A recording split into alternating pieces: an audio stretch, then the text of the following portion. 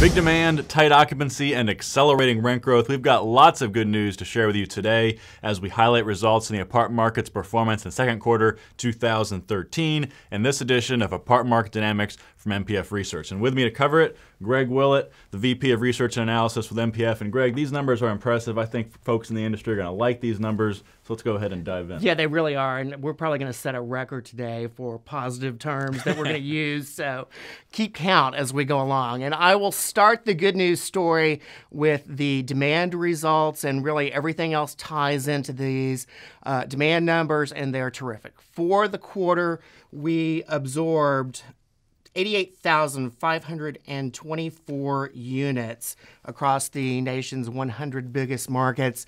That is up 69% compared to the demand number in 2Q of 2012. Back then it was about 52,000 units, so really, really big demand.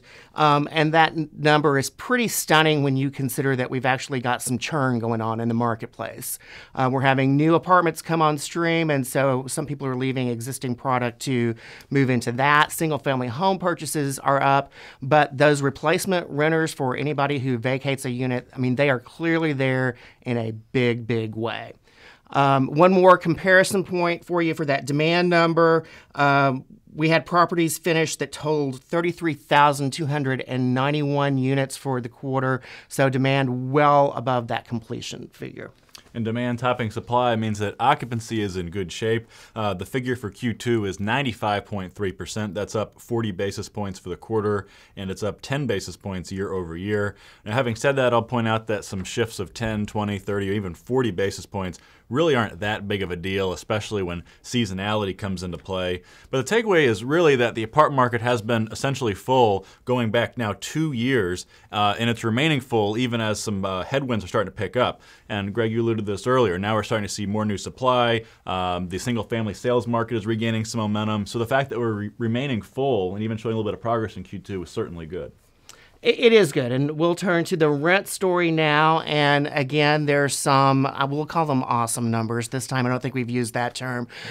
So for the quarter, we had rent growth of 1.6% for new leases. As we went through the past few quarters, we'd seen that annual pace of rent growth begin to slow down. As of first quarter, we were at 2.6% annual rent growth. Now we're up to 3.1% rent growth. And so, again, acceleration in those numbers. And I'll allude back to that churn that we were talking about earlier. When churn's present in the marketplace, you see operators and owners tend to get more conservative in their pricing. But in fact, they got more aggressive this quarter. And that just tells you how many prospects are coming through that front door looking for apartments. Let's break out some rent growth numbers for individual markets. Here is your leaderboard as of Q2 for annual rent growth among the top 50 size markets. And you can see this list is dominated by the Bay Area with San Francisco on top, 7.8% rent growth. Also the Pacific Northwest, Seattle and Portland, as well as Denver. Then there are 3 Texas markets, Austin, Houston, and the surprise Fort Worth. And this is perhaps even more surprising, is that among the markets east of the Mississippi, only one makes the top 10 list, and just barely, number 9, West Palm Beach with 4% rent growth. Now, a handful of markets, including many east of the Mississippi, just missed that cutoff point. That includes Chicago, Raleigh-Durham, Columbus, and Miami. Greg, anything stand out to you from those lists? A handful of observations. One would be Seattle moving up and really challenging the Bay Area for that number 1 spot, even though you've got a lot of product already in initial lease up on the new supply front in Seattle. So really strong momentum there. That Fort Worth story is an interesting one. We've been putting these lists together for a really long time. I don't think Cowtown has ever been on that list, and there's a background story that we can explore in one of the individual metro videos coming up pretty soon. And then one more that I'll point out that actually isn't on the list that might surprise some people.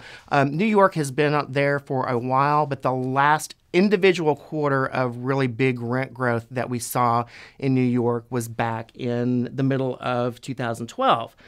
So in the annual calculation, that quarter drops off the calculation, and now New York is not only not top 10, it's actually pretty close to the bottom nationally.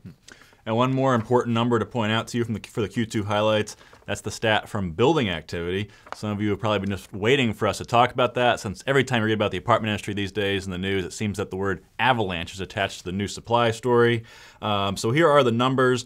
Ongoing construction across the top 100 metros reached 296,669 units as of mid-year. With that, we move somewhat above normal levels, which we pin at about 275,000 units based on the norms recorded from the late 1990s through 2008.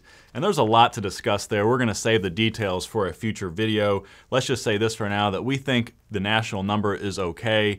We aren't too worried about overbuilding activity given that the demand numbers have been so strong and should continue to be strong. That said, there certainly are some pockets where overbuilding could be a concern, but nationally, not a big deal.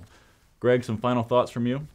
Well, you mentioned we need to explore that construction number a little bit, and there's actually a lot that we can delve into on these 2Q numbers. They're really interesting results.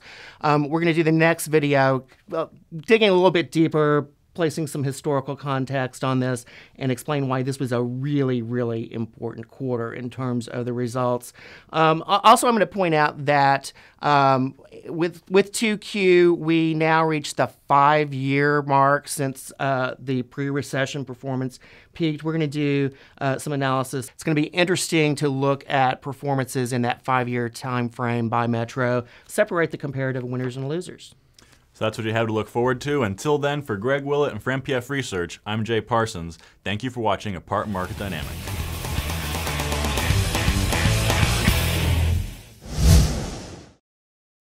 Want more? Go deeper with NPF Research's apartment market reports. From a national level, down to individual metros, to specific neighborhoods, NPF Research has been providing unparalleled apartment market intelligence to the multifamily industry for almost 5 decades. Learn more by contacting us at 877-284-4938 or visit www.npfresearch.com and click on Market Reports.